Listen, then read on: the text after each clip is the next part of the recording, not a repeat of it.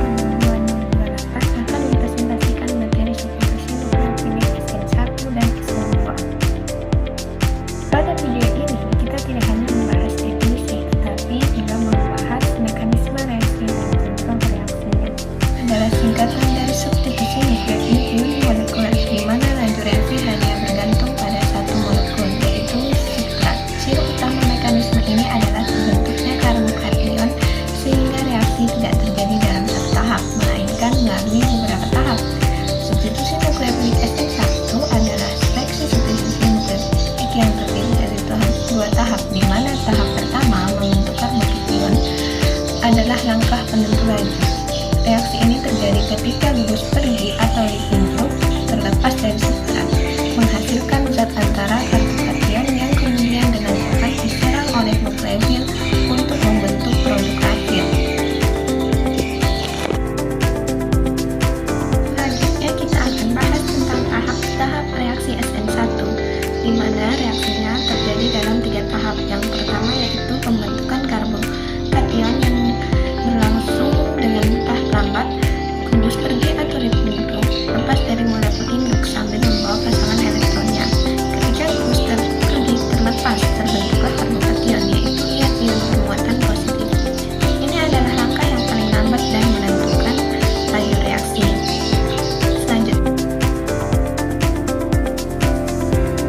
Selanjutnya langkah yang kedua yaitu berlangsung cepat. Karbokation yang terbentuk langsung diserang oleh nukleofil sehingga terbentuk produk yang masih membawa proton.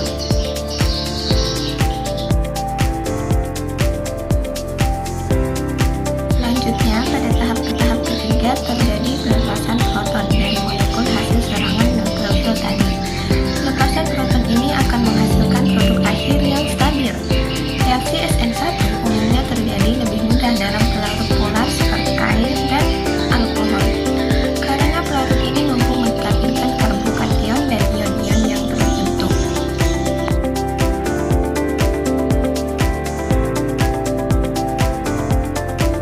Sekarang kita masuk ke contoh reaksi SN1. Pada reaksi ini, substratnya adalah alkil halida tersier, artinya atom karbon yang terikat dengan gugus pergi terhubung dengan 3 gugus alkil. Struktur seperti ini sangat penting karena karbokation tersier paling stabil. Gugus pergi pada contoh ini adalah Dr- atau bromida. Brom termasuk halogen yang elektronegatif dan berukuran besar, sehingga ikatan C-Br relatif lemah dan mudah putus. Pertama, ikatan antara karbon dan brom putus secara heterolitik, artinya 2 elektron ikatan sepenuhnya dibawa oleh Br, sehingga Br berubah menjadi ion bromida bermuatan negatif atau Dr-. Sementara itu, atom karbon kehilangan pasangan elektronnya dan berubah menjadi karbokation bermuatan positif atau C+. Setelah karbokation terbentuk, molekul ini menjadi sangat reaktif karena kekurangan elektron. Nukleofil misalnya H2O atau OH langsung menyerang karbon bermuatan positif tersebut. Pada tahap terakhir, proton H+ dilepas dari molekul sehingga terbentuk produk akhir yang stabil, biasanya berupa alkohol. Karena SN1 mengandung karbokation, maka reaksinya tidak bergantung pada kekuatan nukleofil. Jadi, inti dari tahap SN1 adalah living group lepas dulu, selanjutnya terbentuk karbokation, lalu nukleofil masuk.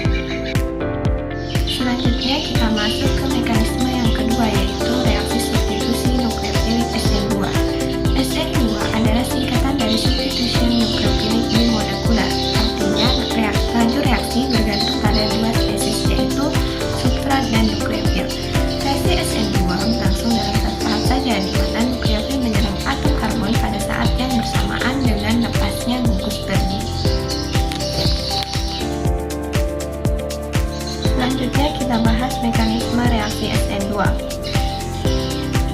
Bila sebuah nukleofil menabrak sisi belakang suatu atom karbon tetrahedral yang terikat pada sebuah halogen, 2 peristiwa terjadi sekaligus.